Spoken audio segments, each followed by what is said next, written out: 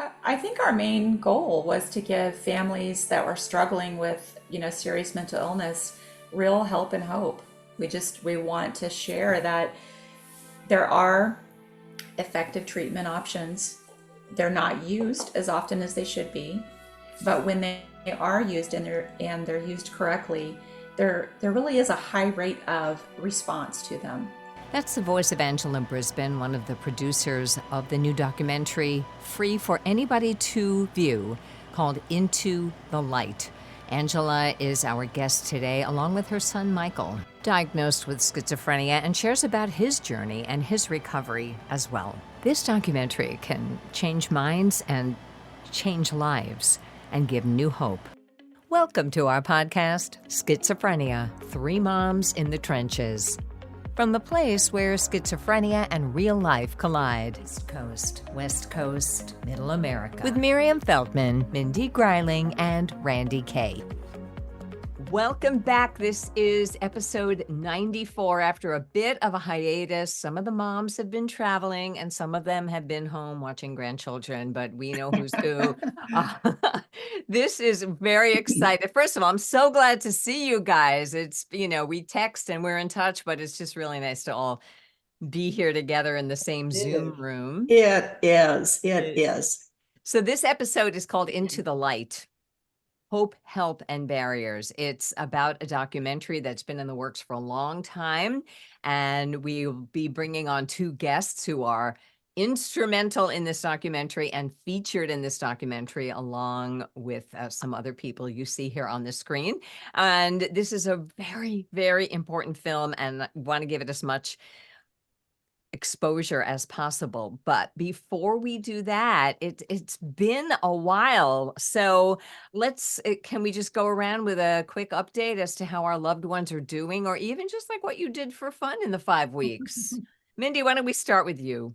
Yeah, well, I was in Italy, as you know, for 10 days. And while I was gone, we opened and had the ribbon cutting for our new county Clubhouse International. So I missed that, but I was there in spirit. My cousin and I toured Italy with my granddaughter and her friend, and we ended up in Trieste, Italy, which we will have a program on later, so I won't go into it. But suffice it to say, they have a better mental health system than we do by far. The one thing about the update about Jim, he and I are actually, I've talked before, he has his first passport. We're going overseas in 2 weeks. And I think he can still do that. But in the meanwhile, in the past week, he's been where Mimi and Nick were. I think, was that a year ago, Mimi, or so? 2 years. Where, was it 2 years ago? Wow. Well, anyway, he kind of looked dead in his bed with what we didn't know was pneumonia. And I know I've heard it, if you have infections, your clozapine levels can go sky high. But until it happens to your own kid, you kind of forget that, you just can't remember everything. So we didn't recognize it. I thought, his girlfriend died last week. The one that I wrote about in the book, the girlfriend from hell who got him into crack. The two of them burglarized our house for drug money, etc. She died. So quite frankly, even though he hasn't seen her for 4 years, and it was probably an overdose, but she hadn't seen her for 4 years. But even so, I thought he was depressed because of her. So when he didn't get out of bed for 3 days, when he slept continuously, he didn't eat, and he didn't shower, I didn't recognize it as a clozapine poisoning crisis. I thought it was depression. So I thought it would work its way through. Roger and I actually went out to eat one night, and we came back and he was even worse. And so we had to call the ambulance and get him there. And then it was a fight at the hospital, just like Mimi went through, to get him his clozapine, because their procedure, their standard regulation is to have him stop his clozapine for 3 days while his clozapine level goes down. But I contacted his doctor, Dr. Robert Laitman, as we all know, that are regular listeners here. And he sent a text that said, "No, don't stop," with like 4 exclamation points. And I So I bet in had all to, capitals too. yes, so I had to battle the hospital, the doctors, and finally I had to make them copy down, including the exclamation points, Dr. Laitman's text into the record. I said that I agreed with that. And Jim, if he could walk or talk or had any sense in his brain right at the moment, which he didn't, would want to do what Dr. Laitman said too. And still they didn't do it. So I had them talk to Dr. Laitman. I set up an appointment and they tried him 4 times. And then they said they didn't reach him, but they didn't leave a message because they couldn't because of HIPAA. So, that we could have a whole nother program on HIPAA and how it's misused. And that was certainly a misuse of it. So we got it straightened out. Jim is probably coming home tomorrow, and I think he can make this trip to the Isle of Man. I have arranged for a wheelchair for him, which I think will be kind of cool because then I can skip the lines too. Wow. Wow. So, people who don't go with families like our listeners go through do not know the meaning of mama bear, I don't think. So I'm so glad that he's okay. And I know Thank you. me and Nick went through something similar, and it's just, there's so much to know and there's so much to learn and there's so much that changes. So glad he's okay. Mimi, Yeah. how's everything with you? Fun Things are stuff and, fine. Okay. too, because I'm you've been traveling too. So fun Yes, stuff as well, right? I went to Denver to the NAMI National Convention with Angela and Michael, and we presented our new documentary that we're going to be talking about that I was a producer on, and it was well received and very exciting. So that was great. Yay. And next week, I'm going to meet you, Randy, in Baltimore, where we're going to go to Johns Hopkins to the Schizophrenia Summit, and we're going to do a live podcast from there. So Right. And Mindy viewers and can't make listeners it. will So see we'll that. have so we'll have a substitute third mom, Laura Pogliano, a friend of the podcast, who's been on the podcast before. Yeah. We're going to do it in Laura's apartment. And I have my husband with me, and he is working on engineering the session so that you and I can be in the same screen with separate microphones, and we'll figure it out. I But think that's incredible. And I should add, because I'm on the board for Schizophrenia and Psychosis Action Alliance, I was also since we last met, at the DC conference that they held that was incredible. So we can maybe talk about that a bit next time too. absolutely. I can't find my paper to make notes. Wait a minute. Here's paper. Here's paper. Ta-da. All right. So we're going to talk about HIPAA. Every time we have an episode, because of HIPAA and the DC, the Alliance in DC. I'll know what that means, and we'll talk about this later. All right. Awesome. And Nick is okay, Mimi? Nick is good, not the best he's ever been, but there's highs and lows. Yeah, absolutely. So quick update for you guys on my son, who we call Ben for the purpose of this podcast. He is currently in a jail diversion program. He is no longer incarcerated, and I have to say, for those of you who've been following the podcast, you know that my son was going down a hard road, and marijuana was part of that. And it wound him up in jail, not prison, but jail, pre-trial. Right now, we're in a good spot. I mean, I, again, live in the moment. We've made some more good memories. Would I love to believe this is a turning point that'll change the rest of his life? Yes, I would love to believe it, but you never know. So focusing on what's good. He has been over 6.5 weeks in a very structured program that I love. He has housing help, case management, a therapist who doesn't think he has schizophrenia, but I'll talk to her, thinks he has Asperger's, but I bet you will. I will. I have left Speaking 3 of messages. mama bears, what do Yeah. people do without mama bears? I know, but of course my son wouldn't want that. But anyway, we have her anyway. But 3 times he has earned passes to come visit the family, and Ben sober and clean is very different from Ben stoned. And I think right now I would say that this experience really, really scared him. Am I going to predict the rest of his life? I am not. But it's another instance of thought I lost him forever, and now he's back for a while. So actually, we just went today to the dentist. And by the way, if you're new to the podcast, all of these things we're talking about Dr. Laitman, conservatorship, Mimi's experience when Nick was ill and had clozapine poisoning. Like all of these things are episodes that you can look up and see. We have more episodes coming up about these things. We do have an Including the episode, dentist that you just mentioned. right, including the dentist. So I got an extra medical pass to take Ben to the dentist today. And I do believe he's going to go ahead with the plan to have his teeth have done what needs to be done so that he can be proud to smile again. Some teeth broke in jail. So, you know, one day at a time. But anyway, you know, if you've been thinking, oh, you know, Randy's Ben is done for, we got a little revival. We got a little revival. And he's, you know, he would never believe this, but he is thriving under the structure. He's thriving under the structure. So this is real-time good news. yeah, it really is. And my hope, and I, you know, I had a goal this year to think of best case scenarios. Even if I'm wrong, but at least I can live in hope. My hope is that this experience will have scared him enough to turn him around. So we'll see. Meanwhile, we've made some good memories. I got to see his nieces and nephews and his sister, and he does not have access to his phone or any of those things. I'm controlling everything, which is kind of nice, but also a pain. So you know how that goes. So anyway, that is our update. And thank you. I do also want to mention that if you follow us, you know that you can write to us, look in the show notes. You can find any of our websites, but there's a new feature on Buzzsprout, which is our podcast host. And then it goes on to Apple Podcasts and Google Podcasts, or as they say, wherever you get your podcasts.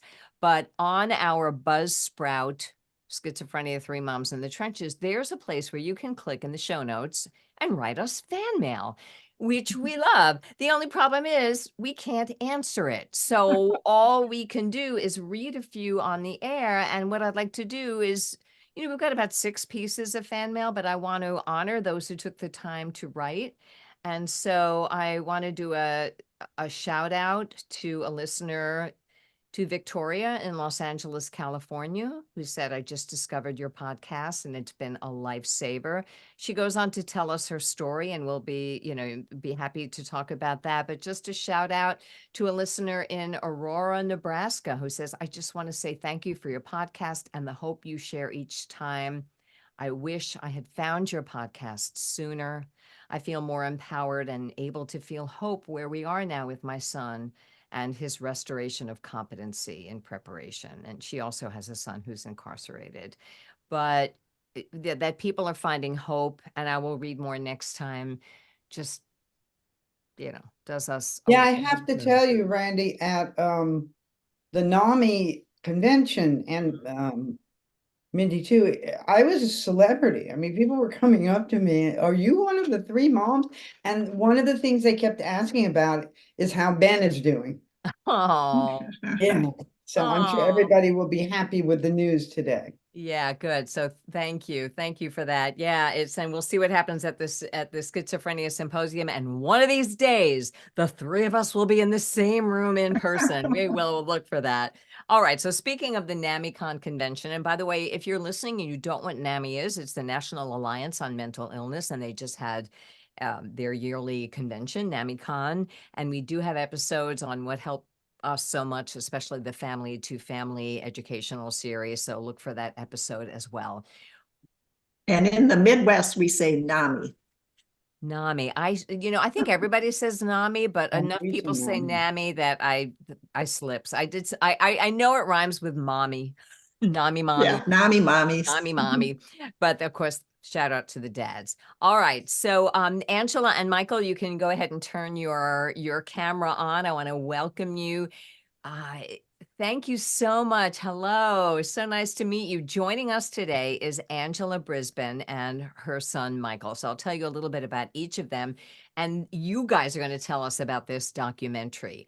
But I will, as by way of introduction, say that this documentary, Into the Light, and I'll let you tell us how we can see it, it discusses a way to achieve meaningful recovery from serious mental illness and schizophrenia by using education, the right medication and advocacy. And it's really a message of hope and help, and also cover some of the barriers we're still facing.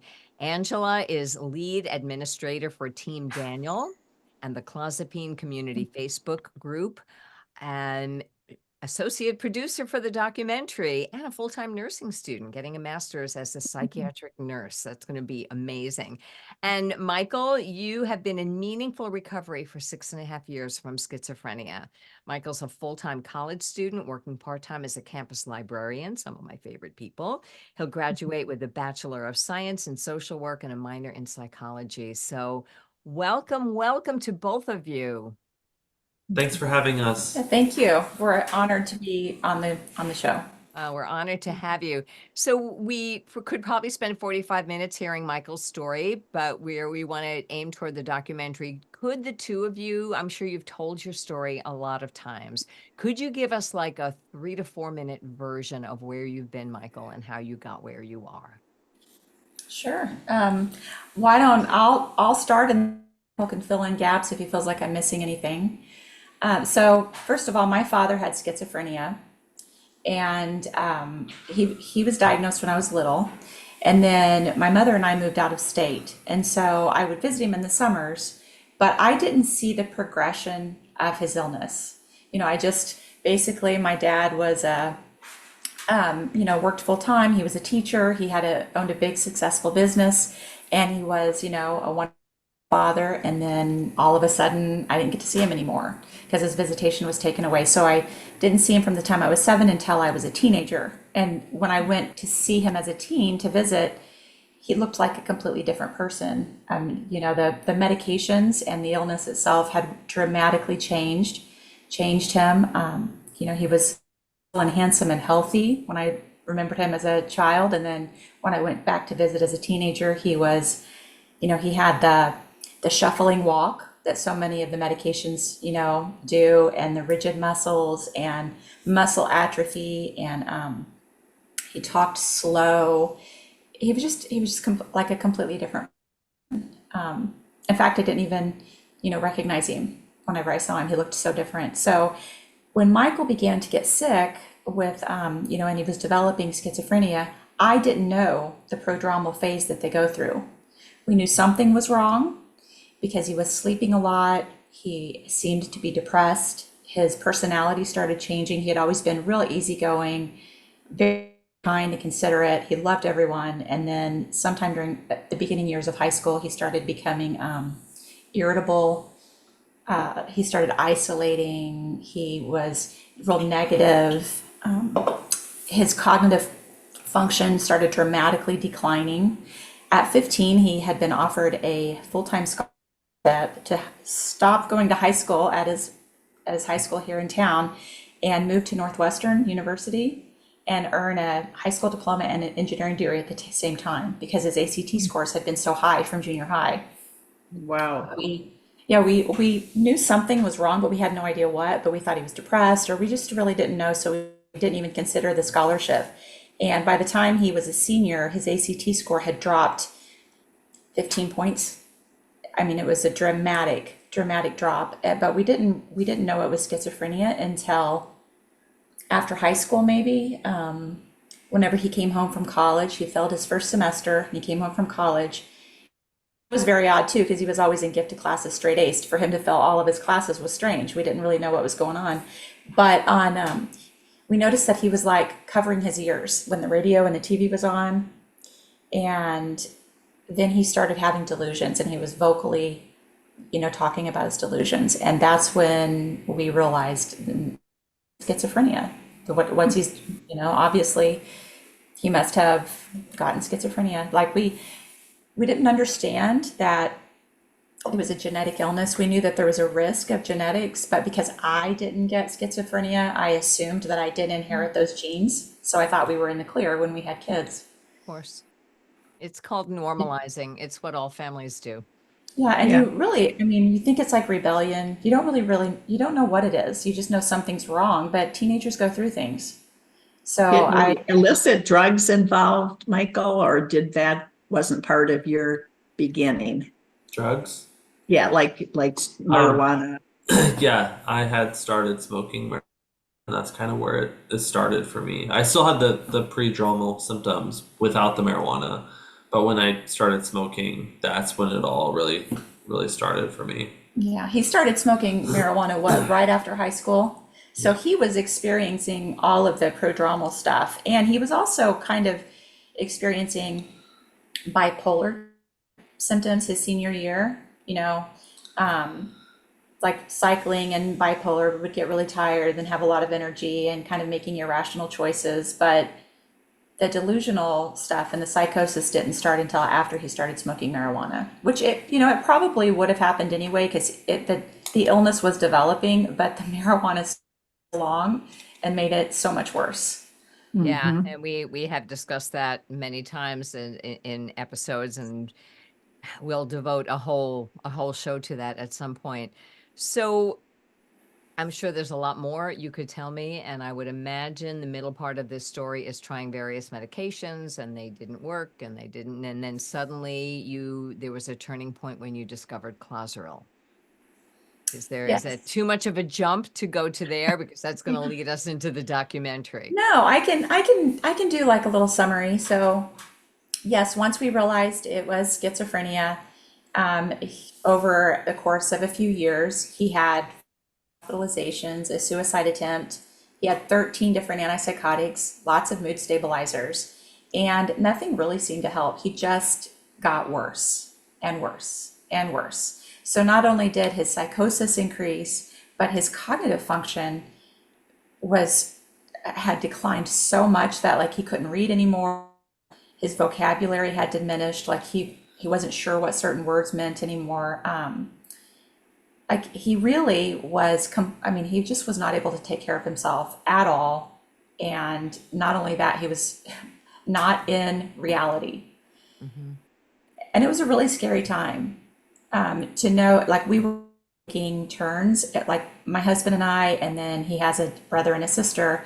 We were all taking turns making sure that he was never left alone because like he would forget what day it was, what year it was. He would have moments where he completely had no clue what was going on. And if it was the middle of winter, we were worried that he might want outside and freeze to death or take off across the country. And we were really just trying to keep him alive. We got to the point where like we were just trying to keep him alive, and that consumed every moment of every single day. I There think was we nothing else happening in this house but trying to I think we get keep that. our son And, alive. as we each have other children ourselves as well, it affects the whole family. Michael, you're very quiet right now. Do you want to share a little bit of what you remember about this period? Um, I remember having a lot of like delusions, thinking that my family was like against me, that they were trying to control me and what I was doing. Um, Well, there were times that Michael would look at me and not even recognize me as his mother and ask where his mom was. He would think I was an alien, or, and my dad did that too. There was one point in when Michael had he had overdosed. He'd taken all of his medication. He'd taken several weeks worth of medication boxes, and he was in ICU. And I was sitting there in the ICU room and I looked out the window and I remembered that it was just a few years before that that I was sitting in that ICU room with my father, and that he looked at me and he said, "Can you please tell my daughter Angela that I'm here? I don't want to be Oh, alone." oh. And he couldn't even recognize me. And here I was in the same exact space with my son experiencing the same thing. So, Wow. there, and really, we could talk for hours and hours about, what we've gone through and what I experienced as a kid or with my dad but the main thing was that like after we got to such a low point where none of us had a quality of life, especially not Michael, but our quality of life was every single day we just have to try to keep our son alive from hurting himself or hurting someone else because he doesn't understand what's going on. And he was just in torment that I realized I have got to find some recovery stories. There has got to be people out there that get better from this.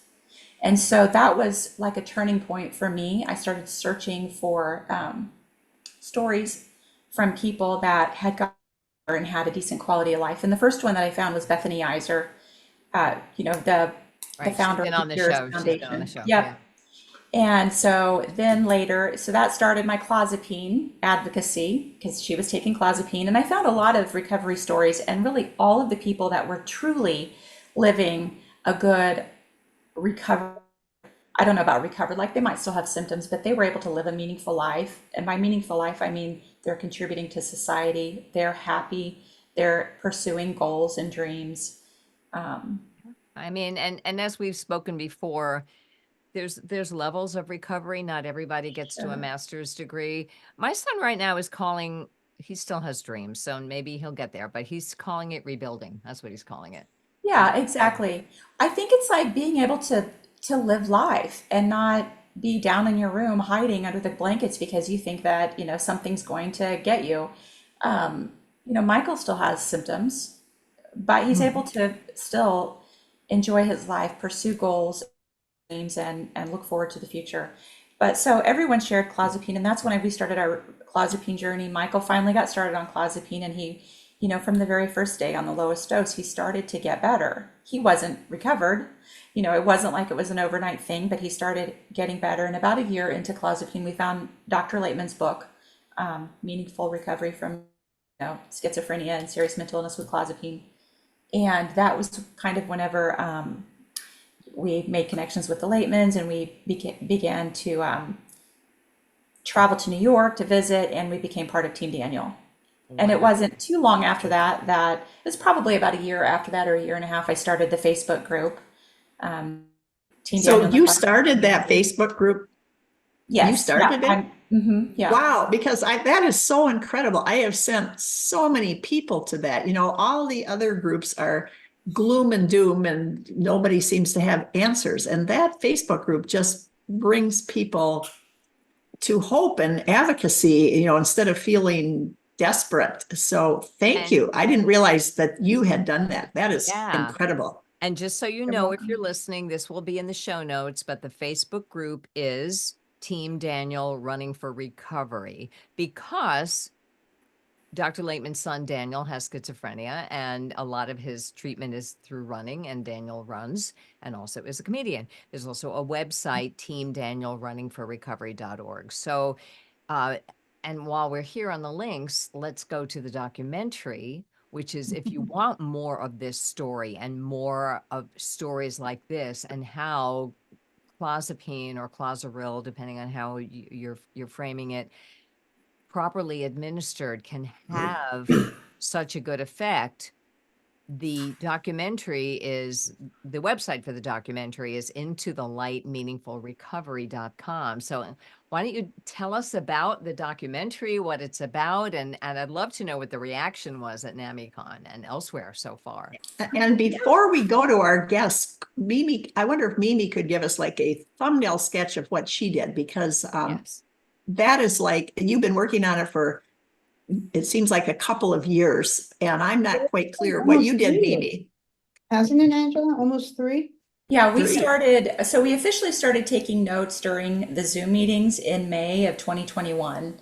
Our very first, of course, parents had played around with the idea of making a documentary for quite a while, but then maybe January or February, we had our very first Zoom with a group of parents that talked about it. And then a couple months later, I contacted Mark Durand and Karen Bresselin and Mimi, and a small core group of us started actually working on it and trying to make things happen. So our Mimi was in the core group. Yay. To answer your question, Mindy, I was a producer, an associate producer also, and I'm so proud of this piece of work, and I have so much hope for it. And I wanted to say something about Michael, okay? Michael I spent a few days with them in Denver, and we talk about meaningful recovery and about having a life and contributing and doing meaningful things in your life. And Michael's sitting here, and if you watch the film, you'll see how very sick he was. And now there's a lot of people who get better and then don't want to have anything to do with it because of the attitude of society and judgment and all of that. And I really, first of all, giving back to society, this guy is so much fun to be around. He's sitting here, he's kind of quiet now, but Thank he is you. fun and he is smart and he is an upbeat person and he's outgoing. And I mean, it's like you look at him and you think of how he was before, and it's like, this is meaningful recovery. Oh, But thanks, also Mandy. just so encouraged and impressed in his forthrightness, because it's really easy to turn away from it and not want to be associated with it. And he's out there, we may be in the trenches, but he's out there on the firing line, and he's changing it for other people by being as open and as clear about this as he is. And it is really appreciated. I really appreciate that, Mimi. Thank you. So tell us a bit about what you hoped to accomplish with this documentary. And I know, like, I even was interviewed for this, but I guess as my son is not willing to use Clozaril right now because it was improperly administered when he did it and he felt like a zombie all the time. So right now he's not in the Laitman camp, but I'm not in the film, but Mimi is, and Angela and Michael are. So but tell us what you And hope. Nick is too. Nick's in there too. Oh, and Nick's in there too. So tell us what you hope. I love the part with Nick in there with his painting, and the very end of the program is Nick, and he's beaming and smiling and waving from his paint easel. That was just an incredible part to see him looking so happy and healthy. Well, honestly, I never thought I'd see the day. Back to clozapine. So what did you want the documentary to accomplish, and how's it doing? Anyone can answer.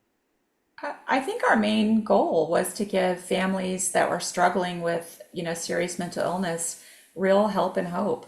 We want to share that there are effective treatment options. They're not used as often as they should be, but when they are used and they're used correctly, there really is a high rate of response to them. So I think that it's our obligation as a society to make sure that the serious mental illness community has the opportunity to take the best medications for their illnesses. Okay. And so that was the purpose of the film, to educate Right. people, to let them know that there are medications that statistically are proven, this is not just opinion, they are statistically proven to be far more effective than the medications that are more commonly prescribed. And it is, doctors need to uphold the standard of care set by the American Psychiatric Association and by the FDA, and they need to prescribe these medications.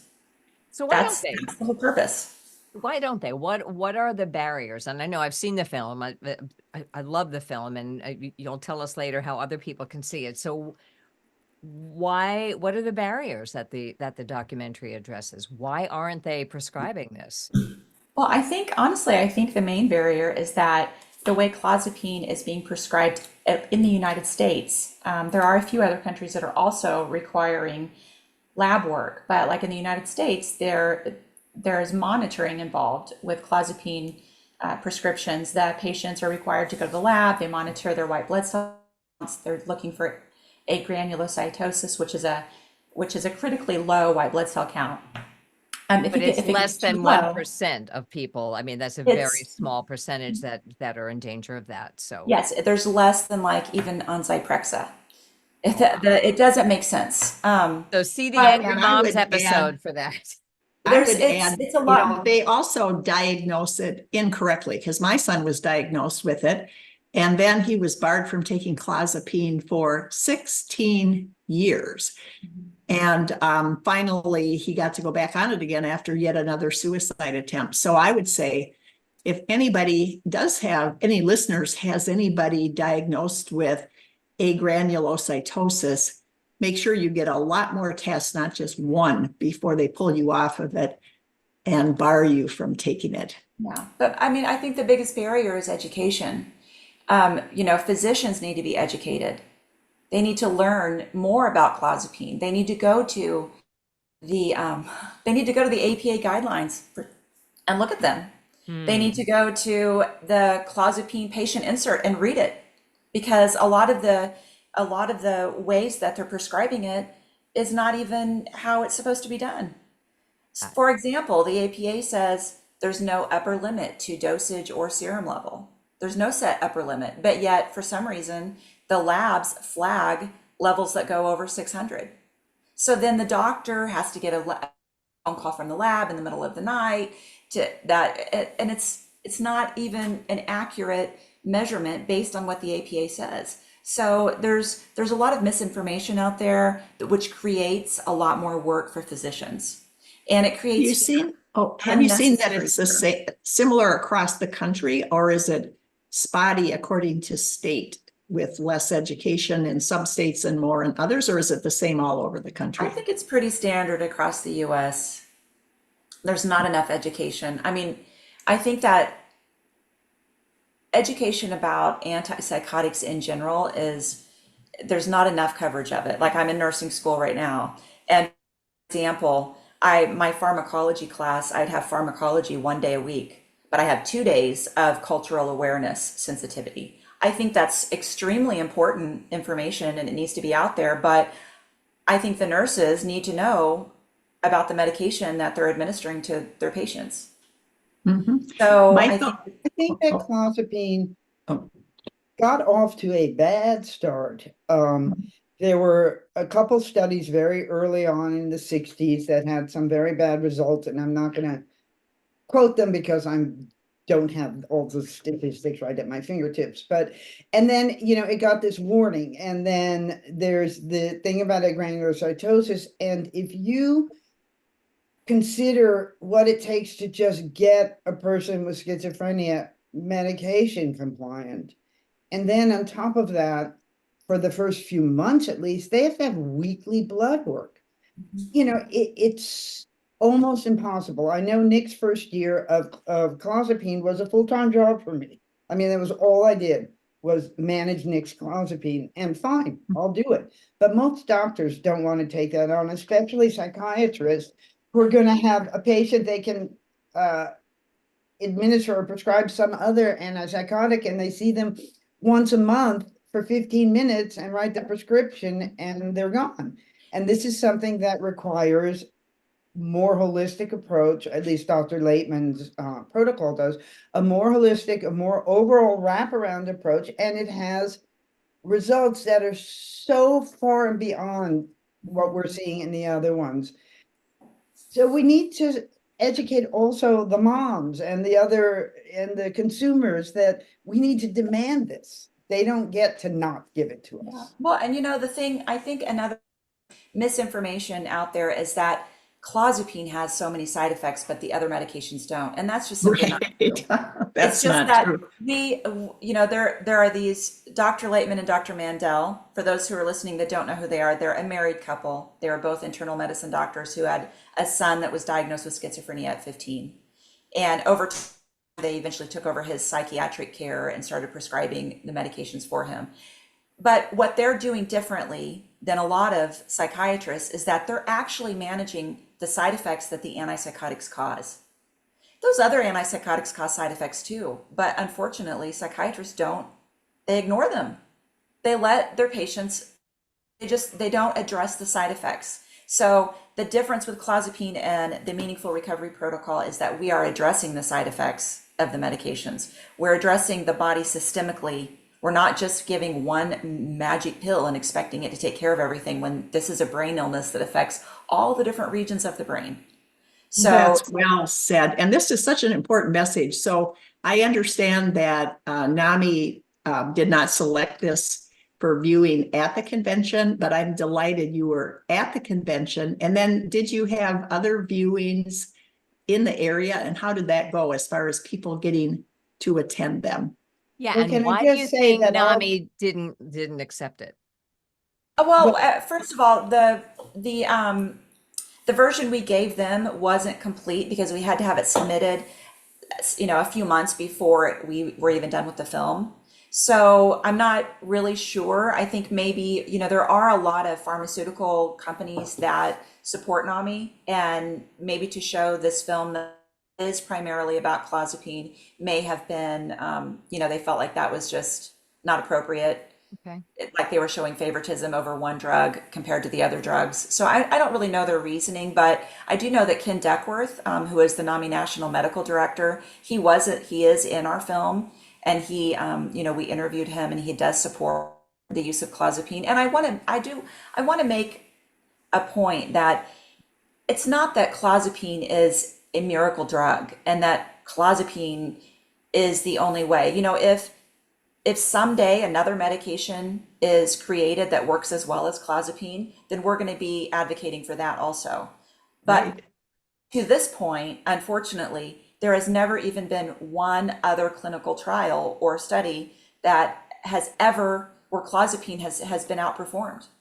In fact, it outperforms all the other medications so much that they don't even trial the other medications against clozapine. Right. Like, Hard X so coming out in the pipeline didn't get compared to clozapine.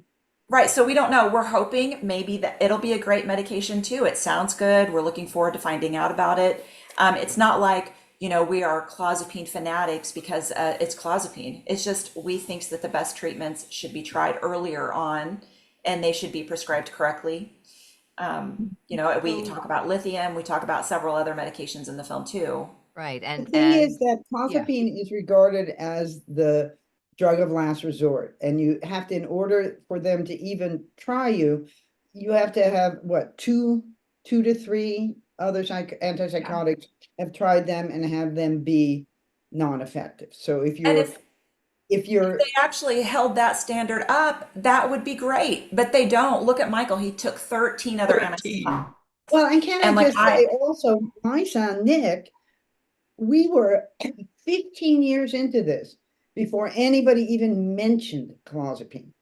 And I was hardly under a rock for those 15 years. And it wasn't until I met and became friends with Ellen Sachs that it was mentioned to me. And then it was mentioned to me two or three more times. And finally, we found Dr. Laitman and we did it. And I look at somebody like Michael and some of these other kids, and I think, what would Nick's life have been if we had been able to get him on clozapine 15 years earlier?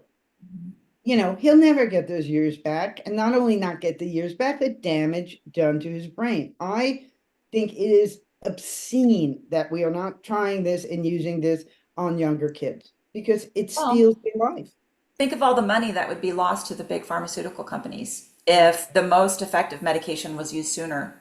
They wouldn't The have, cheapest, most right, the effective cheapest medication. generic. Exactly. They So, would, so this documentary addresses a lot of these issues, and I want to encourage people to see it and to be open to it. So I'm curious about two things, and so we know we have about another 5 minutes left, 5 to 10 minutes tops. So there's so much to say, but I also want to know, people will also want to know where and how they can see it and what you hope the documentary will do. But I do want to ask about the narrators, about Brooke Adams and Tony Shalhoub. And I know they're friends of yours, Mimi, but was there a personal reason they agreed to narrate this wonderful documentary? Well, I would say the personal reason is they're friends of mine, but beyond that, they're And you're just, very persuasive.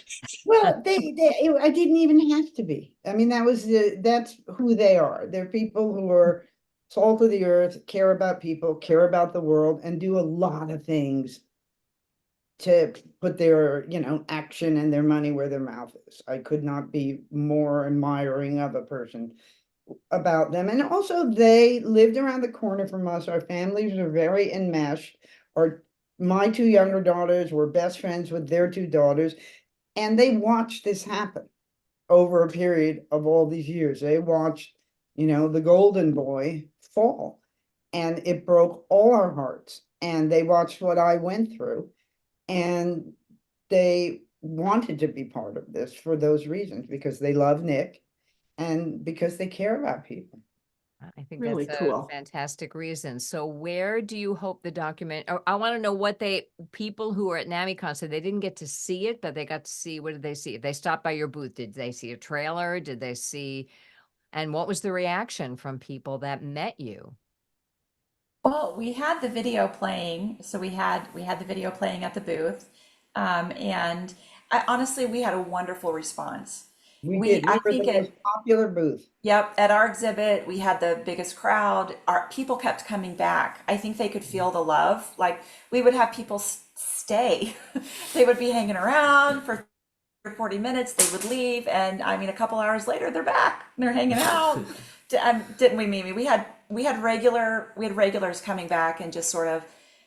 I think that you can tell. Mimi and I talked about this in DC. Like when you can tell when you find like-minded people, you find your tribe.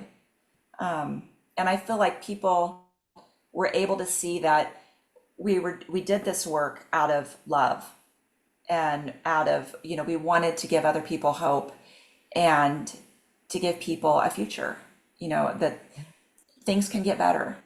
So where And does so the we had a great documentary, response. where does it go from here? What are your hopes? I mean, are you distributing it to festivals, or is this just going straight to doctors or straight to nursing schools? Like what do you envision for this documentary, and what can people do to support it?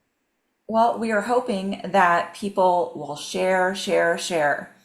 So if you go to the website, you can either go to the Team Daniel Running for Recovery website. You Mhm. can go to the Team Daniel and clozapine Facebook group and join, and you can get a link to it. And then the documentary itself has a website. It's called Into the Light Meaningful Recovery.com, and you can also go to YouTube. So we've made it accessible in all these different locations. It's free to share. We're hoping that people will share it with their providers and their clinicians and explain the reason why they would like them to watch it, for educational purposes, and to see that, with the right treatments and the right medications, that people really can get better. We're hoping that nursing schools will show it. We're just asking people to make sure that they share it with as many whoever and whomever they can. Sounds good. Mimi, you have something to add about this? Well, we just had Karen Breslin, who is the one of the biggest driving forces behind this whole thing. She and I were talking about it because now that's our job, is to get it out there into the world. And I'll just say to our audience, if there's anybody affiliated with a hospital, a medical school, grand rounds, anything where they would like to present this film and have one of us or Dr. Laitman zoom in, or if we're around, actually, participate, reach out. I guess reach out to me. I mean, you guys all have my contact information. Just email me. There's that, and then there's local NAMI chapters. We want to get this disseminated through local NAMI chapters and the medical schools and different doctors. And we're working on a screening in New York, and we're going to have a screening in LA. But if anybody's interested, just reach out. We're happy and ready to work with you. I would love to see this in Psych 101 classes. Yeah. I would love to see this in Masters of Social Work classes, because many people go into therapy. And, when my book came out a decade ago, oh my gosh, I was invited to sometimes speak, and I would sit through the whole class to see what the class was experiencing. And the films they were showing about schizophrenia were so hopeless and awful. And yes, it's an awful illness, and we've all been there. And Michael, you've been there, and Angela, your whole family, we've all been there. But they weren't showing much hope. And I think to share hope with hard work is an important message of the documentary. So what people can do is share it, find opportunities to screen it. It's freely available to everyone. And uh, the websites and the ways to reach Mimi or Mindy or me are on our show notes. And with the links, you can reach Dr. Laitman. And if you're wondering about Dr. Laitman, we have a couple of episodes about him. You can check that out, and I'll put that in the show notes. And although Dr. Laitman isn't taking any more patients right now, my understanding, the website has resources where you can find a similar working doctor in your area. Do I have that right? The website does not, but if you join the Facebook group, we do have a member provided clinician list. So our members have provided their contact information for their doctors. And so it's actually quite large. There's a lot of clinicians on there. Fantastic. And hopefully with this documentary, more will add their names to those clinicians. Anything anybody would like to add? Michael, do you have anything? Watch the video. It's good. What are your hopes for your you're an life now? inspiration. Yeah. You're an inspiration, Michael. It was a fantastic video. You talked, Angela, about looking for hope, when Michael first got sick and finding Bethany and so forth. When Jim got sick, there wasn't even anything. All I could find was Dr. Fred Fries, who I served eventually on the NAMI national board with, who was a psychologist. He was married, he had children, and he was like an incredible person. He was the only person I could find for any hope at all. So we have come a long ways, but your video will help us go farther. Anything else anybody else wants? There's a lot of hope out there, so don't give up. Mm-hmm. And on that note, I'll again say the websites, if you're like in your car listening and can't get to the show notes, you want to look to intothelightmeaningfulrecovery.com, Team Daniel runningforrecovery.org, or the Facebook group. Just if you put in Team Daniel, it'll pop up, Running for Recovery. Join that group. There's a lot that goes on there and a lot of hope, which is what we need. Thanks so much for joining us. Hey, thanks for joining us for this episode of Schizophrenia, Three Moms in the Trenches with Randy Kay, Mindy Greiling, and Miriam Feldman. To get in touch with us or to learn more about our books, please visit our websites at miriam-feldman.com, mindygreiling.com, or randykay.com.